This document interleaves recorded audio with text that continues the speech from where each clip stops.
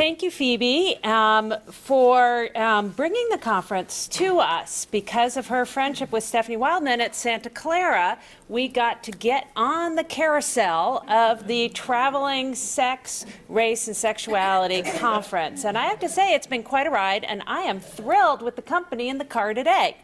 Paula and Alex Skarnick, one of our students, have been thinking about this for about a year.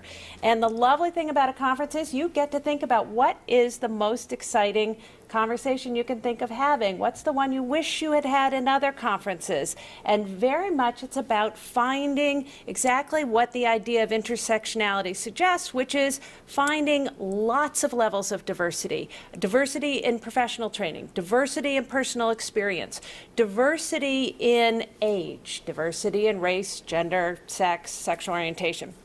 So welcome. You all have been invited here for a very specific reason, and I'm delighted.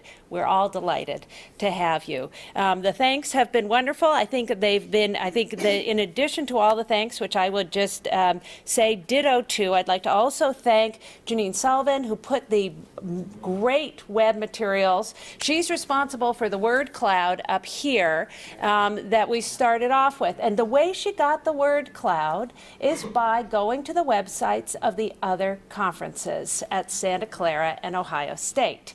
And the words that came up were not switchpoint stories. That's what we add. And we added memoir. But other than that, it's pretty much similar. And you can see what we wanted to do is add switchpoint stories, suggesting a new metaphor to many of us to import the theoretical idea of intersectionality into conversations that tend not to use that language. And part of what's so appealing, as Phoebe said, about the metaphor is that it's really concrete, at least for those of us old enough to remember switchboards. So I'd like to say just a few words about the why and the how of how we got here, a brief genealogy, and a little bit of housekeeping, because as Andrea Mercado said last night, we have to value housekeeping. So one of the housekeeping measures is, unfortunately, some of our tribe have been felled by illness or family circumstance and are not able to be here today. Dr. Monica Sweeney on the AIDS HIV panel, unfortunately, is not able to make it.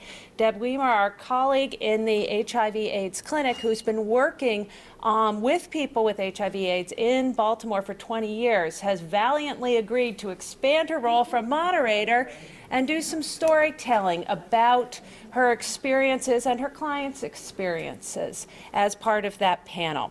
Laura Rosenberry at WashU, who along with Adrian Davis will be hosting the WashU iteration of the traveling conference. It has also some medical things, and unfortunately was not able to make it.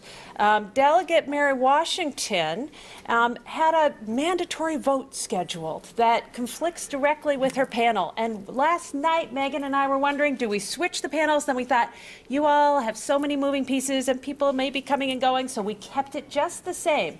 But that means that the round table and the panel on unexpected coalitions and the HIV panel, fortunately it wasn't one panel that got wiped out, it perhaps might be a moment where we bring the expertise of the group to that conversation as well. This is the seating is deliberate. There will not be much of the podium action other than Serena Mayari's lunchtime talk and Jennifer Levi and Kimberly Washington's comments on it. Mostly people will be sitting down, and with the idea, and this again was Paul Monopoly's genius, having done a lot of this, is that we can talk to each other instead of from on up high. All right, so thank you all for all of this.